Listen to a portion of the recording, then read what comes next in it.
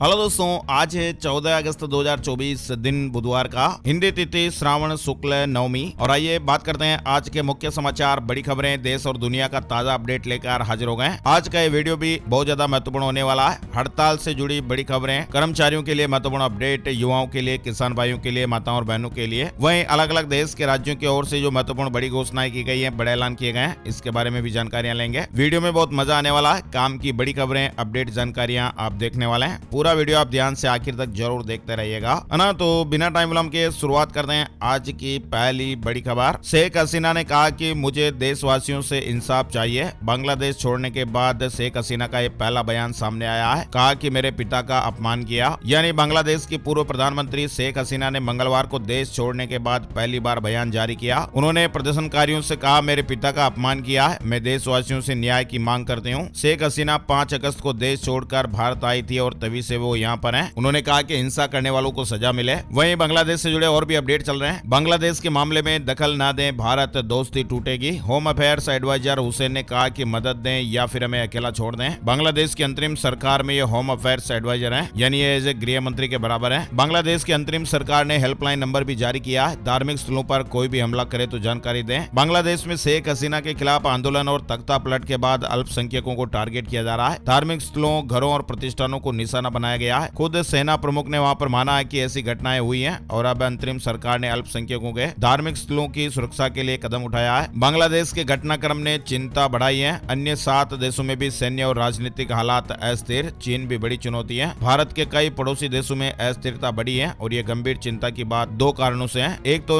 वहाँ भारत विरोधी ताकतें खड़ी हो रही है और दूसरा चीन भी वहाँ अपनी उपस्थिति बढ़ा रहा है। अफगानिस्तान, पाकिस्तान, श्रीलंका, भूटान, म्यांमार में किसी न किसी तरीके से चीन का दखल बढ़ा है और विशेषज्ञों का कहना है कि भारत को बेहद सतर्क रहने की जरूरत है। और देखिए, बांग्लादेश में महंगाई का रिकॉर्ड टूटा है। हिंसा के राज में लोग दाने दाने को मोहताज हो रहे हैं। बांग्लादेश में महंगाई से बुरा हाल चल रहा है। खुदरा मुद्रास्फीति जुलाई के महीने में 12 साल के उच्च स्तर 11.66% पर पहुंच गई है। इंडिया से आए हो, हमें चेक करना है, डरो मत, हम कुछ नहीं करेंगे। बांग्लादेश से TV9 रिपोर्टर की आप बीती की रिपोर्ट सामने आई है। बांग्लादेश हिंसा में सैकड़ों लोगों ने जाने गंवाई है। वहीं शेख हसीना के तख्ता पलट के बाद से ही हिंदुओं पर जमकर अत्याचार हो रहा है और इस हिंसाग्रस्त देश में इस समय किस तरह के हालात हैं और लोग क्या सोच रहे हैं, इसको लेकर TV9 भारतवर्ष ने ग्राउंड जीरो से कवर किया। आप इंडिया से आए हो, हमें आपकी गाड़ी को चेक करना है, ये बोलते हुए एक साथ कई छात्र गाड़ी की तरफ बढ़े। और देखिए, बांग्लादेश पुलिस की वर्दी और लोगों में बदलाव होगा। यूनुस सरकार ने यह फैसला लिया है। छात्रों पर पुलिस के बर्बरतापूर्ण एक्शन के बाद से पुलिस के खिलाफ काफी गुस्सा है और सरकार अब वहाँ पर पुलिस की पहचान को भी बदलने में जुटी हुई है और इसीलिए बड़ा फैसला लिया गया है। पुलिस महकमे से जुड़ा हुआ है। बांग्लादेश पुलिस की वर्दी और लोगों को बदलने का फैसला हो गया है। और बांग्लादेश से जुड़ा अपडेट है। मोहम्मद यूनुस पहुंचे ढाकेश्वरी मंदिर। क्या हिंदुओं को संदेश देने की ये कोशिश हो रही है? भारत समेत कई देशों ने बांग्लादेश में हिंदुओं पर हो रहे अत्याचार पर चिंता जताई है। बांग्लादेश में हिंदुओं के खिलाफ जारी हिंसा के बीच अंतरिम सरकार ने बड़ा कदम उठाया। चीफ एडवाइजर मोहम्मद यूनुस ने ढाका में ढाकेश्वरी मंदिर का दौरा किया और हिंदू समुदाय के लोगों से मुलाकात भी की। अंतरिम सरकार का यह कदम सांकेतिक तौर पर काफी महत्वपूर्ण माना जा रहा है। दरअसल ढाकेश्वरी मंदिर बांग्लादेश में हिंदुओं के सबसे पवित्र शक्तिपीठ और बड़े मंदिरों में से एक है और ऐसे में मोहम्मद यूनुस का दौरा अल्पसंख्यकों में सरकार के प्रति भरोसा पैदा करने की कोशिश के तौर पर देखा जा रहा है। मीडिया रिपोर्ट्स में बताया जा रहा है कि मोहम्मद यूनुस ने आंदोलनकारी हिंदू छात्रों से भी मुलाकात की और उनकी 8 सूत्रीय मांगों पर चर्चा की और उन्होंने जरूरी भरोसा दिलाया। हिंदुओं से धैर्य रखने की अपील की गई है। और जन्माष्टमी पर चाक चौबंद रहेगी सुरक्षा। हिंदुओं के लिए बांग्लादेश की नई सरकार कदम उठाने लगी है। बांग्लादेश से अल्पसंख्यक हिंदुओं समुदाय के खिलाफ आ रही हिंसा के मामलों का पूरी दुनिया में विरोध हो रहा है। भारत समेत कई देशों के नेताओं ने अल्पसंख्यकों की सुरक्षा को लेकर यूनुस सरकार को चेतावनी भी दी है और विरोध को बढ़ता देख अब अंतरिम सरकार हरकत में आई है। अमेरिका से जुड़ा अपडेट भी आ रहा। तख्ता पलट में हमारा हाथ नहीं, लेकिन बांग्लादेश पर नजर बनाए रखेंगे, अमेरिका ने यह बात कही है। व्हाइट हाउस की प्रेस सचिव ने कहा कि हम निश्चित तौर से बांग्लादेश के हालात पर निगरानी बनाए रखेंगे। चलिए अपडेट खबरों की ओर आगे बढ़ते हैं। जम्मू कश्मीर में 20 अगस्त तक चुनाव का ऐलान संभव। अक्टूबर नवंबर में 6 फेज में वोटिंग हो सकती है। चुनाव आयोग आज गृह मंत्रालय से मिलेगा। बताया जा रहा है कि जम्मू कश्मीर में विधानसभा चुनाव की तारीखों का ऐलान 20 अगस्त तक हो सकता है। वहीं देखिए, लाल किले पर स्वतंत्रता दिवस की फुल ड्रेस रिहर्सल देखने को मिली। भारत मंडपम से तिरंगा बाइक रैली निकाली गई। सरकार ने 4000 स्पेशल गेस्ट को भी न्योता भेजा है। दिल्ली के लाल किले में 78वें स्वतंत्रता दिवस को लेकर तैयारियां फाइनल स्टेज में है। इस बार स्वतंत्रता दिवस की थीम विकसित भारत है और इसके तहत स्वतंत्रता के 100वें साल यानी 2047 तक भारत को एक विकसित राष्ट्र बनाने का लक्ष्य रखा गया है। और अजीत ने कहा, पत्नी को बहन के खिलाफ खिलाफ चुनाव लड़ाना गलती, राजनीति को घर में नहीं लाना चाहिए। शरद पवार हमारे परिवार के मुखिया। महाराष्ट्र में लोकसभा चुनाव में मिली हार के बाद और इस साल अक्टूबर नवंबर में होने वाले विधानसभा चुनाव से पहले अजीत पवार के सुर बदले नजर आ रहे हैं। और कलकत्ता हाईकोर्ट ने मंगलवार 13 अगस्त को RG Kar medical college and hospital में ट्रेनी डॉक्टर से जिस तरह से जो घटना हुई जान ले ली गई, इस केस की जांच सीबीआई को सौंप दी है। कोर्ट ने कहा कि सुप्रीम कोर्ट ने माना है कि दुर्लभ मामलों में निष्पक्ष और सही जांच के लिए जरूरी है। कोलकाता डॉक्टर केस से जुड़े और भी अपडेट आ रहे हैं। देश भर में चल रही हड़ताल पर बटे रेजिडेंट डॉक्टर्स। कारण है कि हड़ताल में शामिल इन रेजिडेंट डॉक्टरों के 2 संगठनों के अलग अलग बयान सामने आए हैं। केंद्रीय स्वास्थ्य मंत्री जेपी नड्डा से मुलाकात के बाद जहां एक तरफ FORDA ने हड़ताल खत्म करने का ऐलान कर दिया है, तो वहीं दूसरी ओर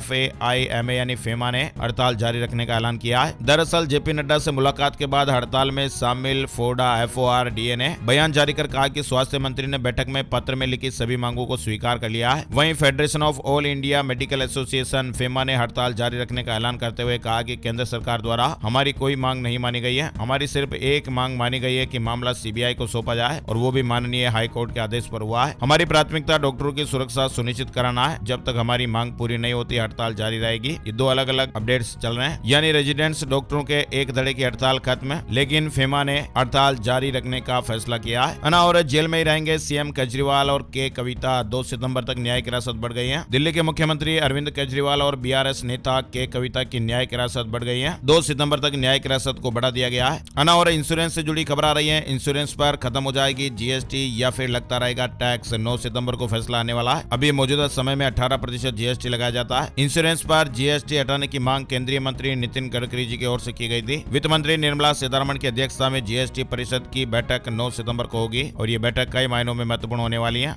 और नोएडा से जुड़ी बड़ी खबर, नैनीताल बैंक का सर्वर हैक किया, फिर खातों में ट्रांसफर किए 17 करोड़ रुपए। सीए निकला ठगी का mastermind. Noida cyber crime team ने नैनीताल बैंक से करोड़ों की धोखाधड़ी मामले में एक आरोपी को अरेस्ट किया है। आरोपी ने अपने सीए भाई और दोस्त के साथ मिलकर 16 करोड़ 95 लाख रुपए की जालसाजी की थी। आरटीजीएस चैनल को हैक करके ये कारनामा किया गया और आखिरकार पुलिस की पकड़ में आ ही गए। वहीं देखिए आप, मध्य प्रदेश के उज्जैन में 12 प्रसिद्ध ज्योतिर्लिंगों में से एक श्री महाकालेश्वर मंदिर है और यहाँ देश भर से श्रद्धालु बाबा महाकाल जी के दर्शन करने के लिए आते हैं। उज्जैन में बाबा महाकाल का एक और भक्त है, वो चर्चा में है, जो कि हर दिन मंदिर में अपनी ड्यूटी करने के पहले बाबा महाकाल के शिखर को नमन करता है और उसके बाद अपने काम की शुरुआत करता है। दरअसल हम बात कर रहे हैं डॉग खली की, जो कुछ साल पहले शाजापुर से उज्जैन लाया गया था। खली महाकाल मंदिर की सुरक्षा में तैनात रहता है और ये डॉग स्क्वाड टीम का मेंबर भी है, जो कि महाकाल मंदिर सहित अन्य स्थानों पर भी सुरक्षा व्यवस्थाओं को देखता है। सावन में ये उपवास भी रखता है और महाकाल का ये भक्त है। इसका नाम है डॉग खली। कुछ भी संदिग्ध दिखने पर तत्काल सुरक्षा कर्मियों को ये संकेत दे देता है। और बड़ी खबर देखिए, दुनिया भर में घंटे भर बंद रही गूगल की जीमेल और ड्राइव जैसी सेवाएं। यूएस और यूके में लोगों को सबसे ज्यादा परेशानी हुई है। गूगल यूजर्स ने यूके और यूएस के साथ दुनिया के कई देशों में आउटेज का सामना किया, ऐसे अपडेट्स हैं। और पाकिस्तान की ऐसी नौबत आ गई, अब खाने के लिए भी लोगों को लोन लेना पड़ रहा है। पल्स कंसल्टेंट्स द्वारा कराए गए एक सर्वे की रिपोर्ट से मालूम चला है और बताया गया कि पाकिस्तान के हालात फिर से खराब हो गए हैं। शहरी इलाकों में लोगों की हालत ऐसी है कि लोगों को अपनी जरूरतें पूरी करने के लिए 2-2 नौकरियां करनी पड़ रही हैं। ग्वालियर को 14 साल बाद इंटरनेशनल मैच की मेजबानी। यहां बांग्लादेश के खिलाफ पहला T20 मैच होगा। बीसीसीआई ने होम सीजन में बदलाव किया है। बीसीसीआई ने 2024-25 के होम कैलेंडर में यह बदलाव किया है। बोर्ड ने मंगलवार को इसकी जानकारी दी और नए शेड्यूल के अनुसार ग्वालियर को भारत बांग्लादेश सीरीज के पहले T20 मुकाबले की मेजबानी दी गई है। और विनेश के सिल्वर मेडल पर फैसला फिलहाल टल गया है। सीएस ने 16 अगस्त की तारीख दी है। 100 ग्राम ओवरवेट के कारण पेरिस ओलंपिक से अयोग्य हो गई थी। भारतीय रेसलर विनेश फोगाट के सिल्वर मेडल पर फैसला एक बार फिर टाल दिया गया। कहा गया कि फैसला 16 अगस्त को रात 9:30 बजे सुनाया जाएगा। और सुप्रीम कोर्ट ने कहा कि बेल न देना मौलिक अधिकार का उल्लंघन है। कहा कि जमानत नियम जेल अपवाद है। ये यूएपीए जैसे केस में भी लागू होती है। वहीं देखिए, इंदौर हाईकोर्ट ने भी बड़ा फैसला सुनाया। लहसुन चटनी मसाला ही नहीं, सब्जी भी है। किसान मंडी के साथ व्यापारियों को भी बेच सकेंगे, यानी लहसुन सब्जी है या फिर मसाला। आखिरकार इसका फैसला हो गया। मध्य प्रदेश हाईकोर्ट की इंदौर बेंच ने 9 साल पुराने इस मामले में फैसला सुनाते हुए कहा कि इसे सब्जी भी माना जाए। किसानों को यह राहत दी है कि वे अब लहसुन को भी कृषि उपज मंडी के साथ सब्जी मंडी में भी बेच सकते हैं। यानी वर्तमान में मंडी अधिनियम के तहत लहसुन को केवल चटनी मसाला कैटेगरी में रखा जाता है, लेकिन अब हाईकोर्ट के इस फैसले के बाद अनाज के साथ सब्जी मंडी दोनों श्रेणी में इसे रख पाएंगे। डोनाल्ड ट्रंप का दावा, कमला हैरिस की रैलियों में नकली भीड़, एआई का इस्तेमाल कर ज्यादा लोग दिखाए गए। न्याय विभाग पर केस करेंगे पूर्व राष्ट्रपति। कलकत्ता हाईकोर्ट बोला, पुरुषों को 2 साल की पैटर्निटी लीव मिले, बच्चों की देखभाल के लिए दोनों पेरेंट जिम्मेदार। राज्य सरकार 3 महीने देने में फैसला करे। वहीं केदारनाथ का नया रास्ता मिला, ये 2 किलोमीटर छोटा, कालीमठ से 25 किलोमीटर दूर चौमासी से ये शुरू होगा। इस पर घास के मैदान ज्यादा है, चढ़ाई भी कम है। केदारनाथ धाम के लिए सोनप्रयाग गौरीकुंड से इतर नया रास्ता खोज लिया गया है और ये चौमासी गांव में है, जो गुप्त काशी से कालीमठ और यहाँ से 25 किलोमीटर आगे 2100 मीटर की ऊंचाई पर है। और दिल्ली में 15 अगस्त को कैलाश गहलोत झंडा फहराएंगे। दिल्ली के गृह मंत्री हैं, एलजी ने नाम तय किया है। केजरीवाल ने आतिशी का नाम दिया था। आसाराम को इलाज के लिए 7 दिन की पैरोल मिल गई है, 4 दिन से एम्स में भर्ती। सतर्क हो जाइएगा, नमक और चीनी में पाए गए खतरनाक माइक्रो प्लास्टिक, रिसर्च में यह बड़ा खुलासा हुआ है। भारत में बिकने वाले नमक और चीनी के सभी ब्रांडों में खतरनाक माइक्रो प्लास्टिक मिले हैं। मंगलवार को प्रकाशित अध्ययन में दावा किया गया है। पर्यावरण अनुसंधान संगठन टॉक्सिक्स लिंक द्वारा किए गए नमक और चीनी में माइक्रो प्लास्टिक शीर्षक वाले अध्याय में 10 प्रकार के नमक, जिसमें सेंधा नमक, समुद्री नमक और स्थानीय कच्चा नमक भी शामिल थे। वहीं बाजारों से खरीदी गई 5 प्रकार की चीनी का परीक्षण भी किया गया और अध्ययन में नमक और चीनी के सभी नमूनों में माइक्रो प्लास्टिक की मौजूदगी का पता चला है, जो फाइबर, छर्रे, टुकड़ों सहित विभिन्न रूपों में मौजूद थे। चलिए आगे बढ़ते हैं। बड़ी खबर देखिए, भारत की जनसंख्या साल 2036 में 152 करोड़ तक हो सकती है। इसको लेकर सांख्यिकी एवं कार्यक्रम मंत्रालय ने सोमवार 12 अगस्त को एक रिपोर्ट जारी की, जिसमें 2036 तक प्रति 1000 पुरुषों पर 952 महिलाओं तक पहुंचने की उम्मीद है। 2011 की जनगणना में यह आंकड़ा 943 था। सरकारी कर्मचारी की मौत हो जाने पर 80-20 के लिहाज से मिलेगा मुआवजा। इस राज्य ने बड़ा बदलाव किया है, यानी अब मृतक सरकारी कर्मचारियों के लिए मुआवजा राशि 80-20 के हिसाब से वितरित किया जाएगा। कुल राशि का 80% मृतक के जीवन साथी को दिया जाएगा, जबकि शेष 20% राशि माता पिता को दी जाएगी। असम के मुख्यमंत्री हिमंता बिस्वा शर्मा ने बड़ा ऐलान किया है। और दिल्ली मेट्रो का समय बदला, 15 अगस्त पर 15 मिनट के गैप पर ट्रेनें चलेंगी। स्वतंत्रता समारोह को लेकर कुछ मेट्रो स्टेशनों पर फोटो वाले पास की सुविधा भी दी गई है। इसके अलावा और भी कई बदलाव हुए हैं। मध्य प्रदेश के इस हॉस्पिटल में स्किन बैंक खुला है, जुल्स से मरीजों के लिए सुविधा मिलेगी। भोपाल के हमीदिया हॉस्पिटल में राज्य का पहला स्किन बैंक शुरू किया गया है। 15 लाख रुपए की लागत से खुले इस स्किन बैंक में कोई स्वस्थ व्यक्ति भी स्किन डोनेशन कर पाएंगे और इसका फायदा आग में झुलसे और दुर्घटना में घायल मरीजों को मिलेगा। उत्तर प्रदेश से जुड़ी बड़ी खबर आ रही है। उत्तर प्रदेश के मुख्यमंत्री योगी आदित्यनाथ ने 15 अगस्त, रक्षाबंधन, जन्माष्टमी और यूपी पुलिस भर्ती परीक्षा के दिन 24 घंटे बिजली सप्लाई के निर्देश दिए हैं। वक्फ बिल को लेकर हाल ही में जेपीसी का गठन किया गया। इस जेपीसी में कुल 31 सदस्य हैं और जेपीसी में लोकसभा के 21 सांसद और राज्यसभा के 10 सांसदों के नाम है। खबर आ रही है कि वक्फ बिल को लेकर बनी जेपीसी के अध्यक्ष के नाम का ऐलान हो गया है। जगदम्बिका पाल को इस जेपीसी का अध्यक्ष बनाया गया है। इस जेपीसी में ओवैसी और इमरान मसूद भी शामिल हैं। और किया EV9 इलेक्ट्रिक एसयूवी 3 अक्टूबर को लॉन्च होगी। फुल चार्ज पर 541 किलोमीटर चलेगी। 7 सीटर ये कार होगी। नो एयरबैग और लेवल 2 ADAS जैसे सेफ्टी फीचर्स भी देखने को मिलेंगे। ईयरबड से हो सकता है बहरापन। शोर को लेकर WHO की चेतावनी, कानों को तेज आवाज से बचाएं, सावधानियां बरतें। निर्मला सीतारमण ने कहा कि टैक्स पर सवाल पूछना पसंद नहीं, चाहती हूं कि जीरो कर दूं, लेकिन कई चुनौतियां और इसके लिए फंड की जरूरत है। कांग्रेस अध्यक्ष मल्लिकार्जुन खड़गे ने मंगलवार को सभी महासचिवों, राज्य इकाई प्रमुखों और पार्टी के राज्य प्रभारियों के साथ बैठक की है। विपक्ष के नेता राहुल गांधी, महासचिव जयराम रमेश और KC वेणुगोपाल भी इस बैठक में शामिल हुए हैं। महाराष्ट्र, हरियाणा, झारखंड के अलावा जम्मू कश्मीर में भी इसी साल विधानसभा चुनाव होने वाले हैं और सूत्र ये बता रहे हैं कि बैठक में सहयोगी दलों के साथ साथ सीट शेयरिंग, टिकट बंटवारा समेत कैंपेन को लेकर भी चर्चा हुई। तरंग शक्ति 2024 युद्धाभ्यास में मेक इन इंडिया हथियारों की प्रदर्शनी 6 अगस्त से शुरू हुआ। पहला फेज 14 तारीख तक चलेगा। फ्रांस, जर्मनी और यूके की वायुसेना भी इसमें शामिल हुई है। Defence research and development organisation यानी DRDO ने मंगलवार 13 अगस्त को तमिलनाडु के सुलूर में तरंग शक्ति युद्धाभ्यास 2024 में मेक इन इंडिया हथियारों की प्रदर्शनी लगाई गई। तरंग शक्ति 2024 युद्धाभ्यास के 2 फेज हैं। अपडेट आप स्क्रीन पर देख पा रहे हैं। करंट अफेयर्स में सवाल बन सकता है, ध्यान दीजिएगा।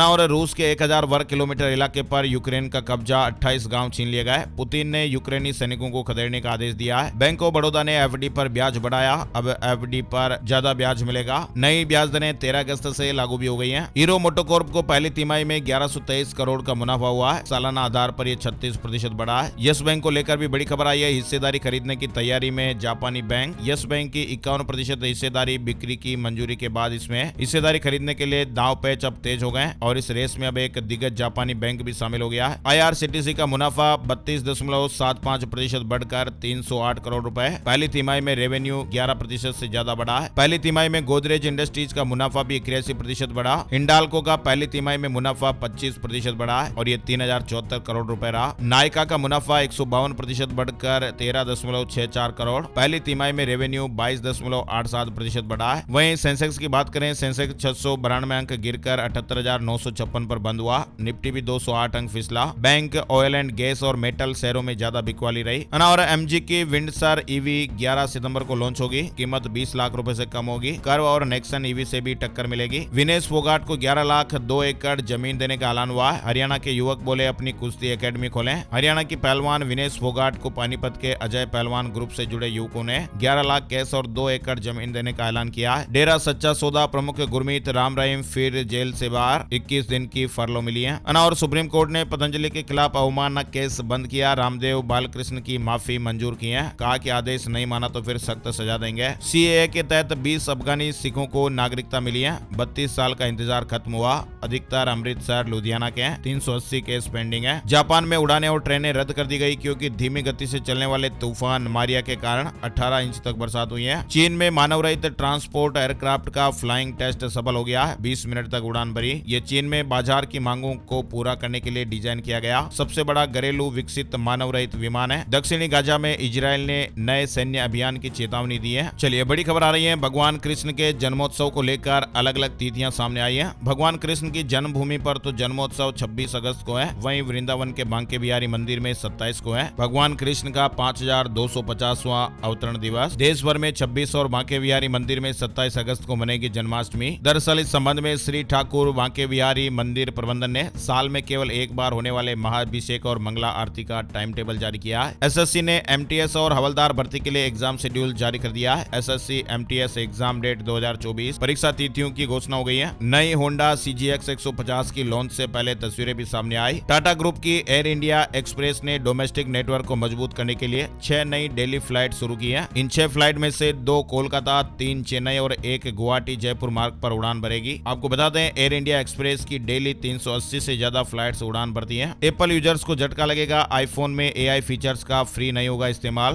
पैसा देना पड़ेगा। एप्पल ने हाल ही में AI सूट एप्पल इंटेलिजेंस को लेकर ऐलान किया है। वहीं देखिए भारतीय 2 पहिया वाहन निर्माता रॉयल एनफील्ड की ओर से नई क्लासिक 350 को पेश कर दिया गया है। बाइक को 1 सितंबर को लॉन्च किया जाएगा। नहीं टलेगी 21 अगस्त से होने वाली UGC नेट परीक्षा। सुप्रीम कोर्ट में याचिका खारिज हो गई है। NTA ने एग्जाम सिटी स्लिप भी जारी कर दी है। UGC नेट जून 2024 के 21 अगस्त से 4 सितंबर तक आयोजन को स्थगित किए जाने की मांग वाली याचिका उच्चतम न्यायालय ने सोमवार 13 अगस्त को सुनवाई के दौरान खारिज कर दी। गूगल पिक्सल 9 सीरीज लॉन्च हो गई है। 4 नए फोन के साथ पिक्सल वॉच 3 और बड्स प्रो 2 भी लॉन्च हो गए हैं। गाजियाबाद से एक बड़ी दर्दनाक खबर सामने आ रही है। रील बनाने के चक्कर में 6ठे फ्लोर से नीचे गिरी लड़की। फिलहाल हालत नाजुक बताई जा रही है। आजकल के बच्चों और युवाओं को रील बनाने का ऐसा चस्का लगा हुआ है कि वे अपनी जान तक जोखिम में डालने से नहीं हिचकिचा रहे हैं। खास करके कम उम्र के बच्चे बहुत ज्यादा हादसे के शिकार हो रहे हैं। तो ऐसे में अपने बच्चों को भी जरूर आप जागरूक कीजिएगा। और अहमदाबाद बांद्रा टर्मिनस के बीच चलेंगी ये स्पेशल ट्रेनें। बुकिंग शुरू हो गई है। ट्रेनों में यात्रियों की बढ़ती भीड़ को देखते हुए रेलवे द्वारा अहमदाबाद और बांद्रा टर्मिनस के बीच एक जोड़ी यानी 4 स्पेशल ट्रेनों का परिचालन किया जाएगा। उत्तर प्रदेश से जुड़ी बड़ी खबर। रक्षाबंधन से पहले आशा कार्यकर्तियों को बड़ा तोहफा।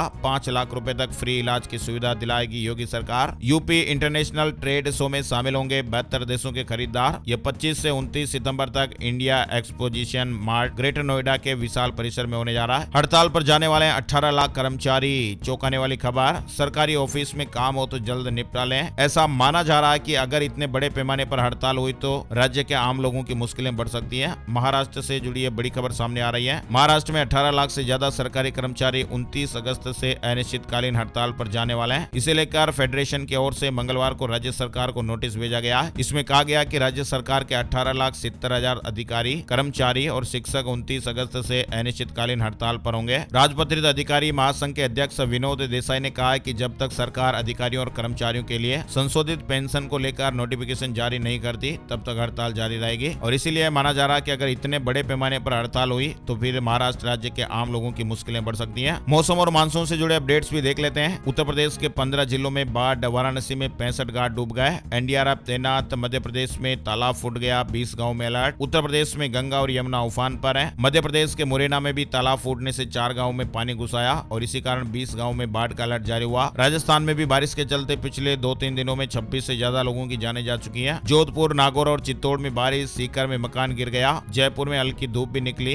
करौली में बाढ़ जैसे हालात बन रहे हैं। जोधपुर से जुड़ा अपडेट आ रहा है। जोधपुर में मौसम विभाग की ओर से जिले में बारिश की चेतावनी को देखते हुए आज बुधवार को शहर के सभी सरकारी और गैर सरकारी स्कूल और आंगनबाड़ी केंद्रों में अवकाश घोषित किया गया है। जिला कलेक्टर की तरफ से आदेश जारी हो गए। छत्तीसगढ़ मानसून अपडेट, सूरजपुर और बलरामपुर जिले में बारिश का येलो अलर्ट। रायपुर बस्तर संभाग के जिलों में फिलहाल मानसून पर ब्रेक लगा, 4 डिग्री तक तापमान भी बढ़ा है। लखनऊ में बारिश, यूपी के 20 जिलों में अलर्ट। उन्नाव में गंगा उफान पर, सड़कों पर नावें चल रही हैं। 4 दिन फिलहाल मौसम ऐसा ही रहने का अनुमान है। वहीं सावधान रहने की खबर है, हिमाचल प्रदेश के 5 जिलों में बाढ़ का खतरा, 18 अगस्त तक भारी बारिश का अलर्ट भी है। राजस्थान के टोंक में 50,000 हेक्टेयर में फसलें बर्बाद, मालपुरा, निवाई, पीपलो में सबसे ज्यादा नुकसान हुआ है। उत्तराखंड के 9 जिलों में हैवी रेन का अलर्ट, गढ़वाल रीजन में बारिश से बहुत भारी बारिश की चेतावनी। नैनीताल और बागेश्वर में भी ऑरेंज अलर्ट। झारखंड के 13 जिलों में बारिश और बिजली का अलर्ट है, आकाशीय बिजली गिरने से 3 लोगों की जानें चली गई। धनबाद में सबसे ज्यादा बारिश हुई है। चलिए बड़ी खबर आ रही है मध्य प्रदेश से, बिल जमा नहीं करने वालों के शस्त्र लाइसेंस होंगे निरस्त। जिन सरकारी अधिकारियों कर्मचारियों ने बिल जमा नहीं किया, उनके वेतन से राशि कटेगी। बिजली बिल जमा नहीं करने वाले और बिजली चोरी करने वालों के अब शस्त्र लाइसेंस निरस्त होंगे। मध्य प्रदेश में विद्युत कंपनी ने जानकारी दी है और मध्य प्रदेश के 16 जिलों के लिए ऐसा निर्णय लिया गया है। और भूपेश बघेल बनाए जा सकते हैं AICC महासचिव। दिल्ली में खड़गे राहुल से की मुलाकात। छत्तीसगढ़ कांग्रेस संगठन में भी बदलाव हो सकता है। छत्तीसगढ़ की 46 ट्रेनें 26 से 11 सितंबर तक कैंसिल कर दी गई है। उमरिया स्टेशन में होगा नॉन इंटरलॉकिंग का काम। त्योहार में यात्रियों की मुश्किलें बढ़ सकती हैं। छत्तीसगढ़ में शुरू होगी देश की पहली लिथियम खदान, NMET की गवर्निंग बॉडी में फैसला। छत्तीसगढ़ में 5 जिलों के पुलिस कर्मियों का ट्रांसफर हुआ है। 14 ASI, 22 हेड कांस्टेबल समेत 84 पुलिस कर्मचारियों के जिलों को बदला गया। IG ने आदेश जारी किया है। और छत्तीसगढ़ में पहली से तीसरी और छठी की किताबें बदलेगी। शिक्षा सत्र 2025-26 से बदलाव होंगे। बिहार में अल्पसंख्यक वर्ग के 20,160 छात्रों को ट्रेनिंग मिलेगी। सितंबर में कौशल विकास प्रशिक्षण कार्यक्रम की शुरुआत होने जा रही है। 21 नए मदरसों के निर्माण का प्रस्ताव भी है। वहीं केंद्रीय मंत्री मनोहर लाल से मिली मनु भाकर, बोली जाते हुए भी कहा था ऑल द बेस्ट, अब मेडल के साथ मिलकर अच्छा लगा।